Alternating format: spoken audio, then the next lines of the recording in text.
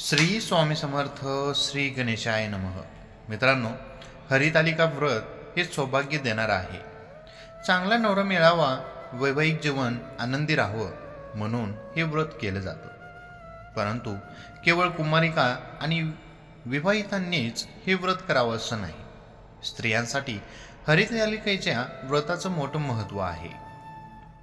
पुराण काळापासून भाद्रपद महिन्यातील शुक्ल पक्षातील तृतीयेला हरितालिका व्रत पाळलं जातं। हे व्रत सौभाग्य वाढवणारं मानलं जातं। हरितालिकेच्या दिवशी भगवान शंकराने देवी पार्वतीला पत्नी म्हणून स्वीकारलं होतं। त्यामुळे महिलांसाठी हे व्रत खूप महत्त्वाचं आहे। चांगला पती मिळावा यासाठी, पतीच्या दीर्घायुष्यासाठी, कुटुंबाची प्रगती आणि समृद्धीसाठी हरितालिकेचं व्रत केलं जातं। हरितालिकेचं व्रत शंकर पार्वतीला समर्पित आहे। हे व्रत करताना महिला शंकर आणि पार्वतीच्या मूर्तीची विधिवत पूजा करतात आणि उपवास धरतात। यंदा हरितालिका कधी आहे जाणून घेऊया। हरितालिका नेहमी कधी?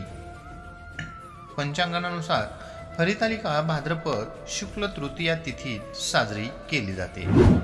यावर्षी तृतीया तिथी 5 सप्टेंबरला दुपारी 12:21 सुरू होते आणि ती 6 सप्टेंबर दुपारी 3:01 पर्यंत आहे।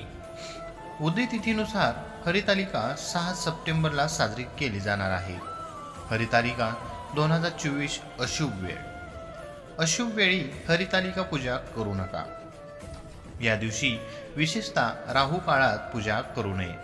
त्या दिवशी राहू काळ सकाळी 10:45 ते दुपारी 12:19 पर्यंत आहे।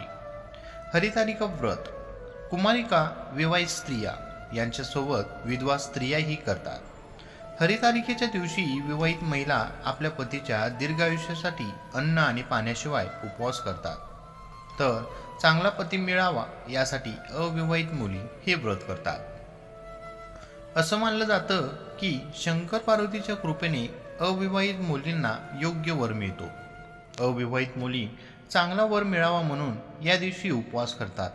तर विधवा स्त्रिया शिवशंकरांची आराधना म्हणून हरितालिकेचं व्रत करतात। हरितालिकेच्या दिवशी सकाळी लवकर उठून आंघोळ करावी आणि स्वच्छ कपडे परिधान करावे।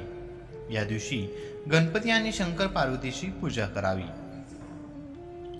शक्य असल्यास सत्यनारायण पूजेच्या वेळी बांधतो तसे केळीचे खांब चौरंग बांधून फुलांनी सजवावा। व्रतकर्त्या स्त्रीने रेशमी वस्त्र आणि विविध अलंकार घालून मग पूजेला सुरुवात करावी। चौरंगावर रंगीत वस्त्र घाला, त्यावर कलश ठेवून बाजूला तांदूळ पसरावा। त्यावर पार्वतीची छोटी मातीची मूर्ती किंवा शिवलिंग ठेवा।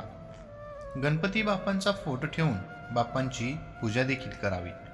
उपलब्ध फळ फूल अर्पण करावी। यावेळी शिव पार्वती मानून एका दाम्पत्याची देखील पूजा करावी। आपल्या ऐपतीनुसार त्यांना अन्न, वस्त्र, दक्षिणा द्यावी। स्त्रियांना हळदी कुंकू आणि वाण दान करावे।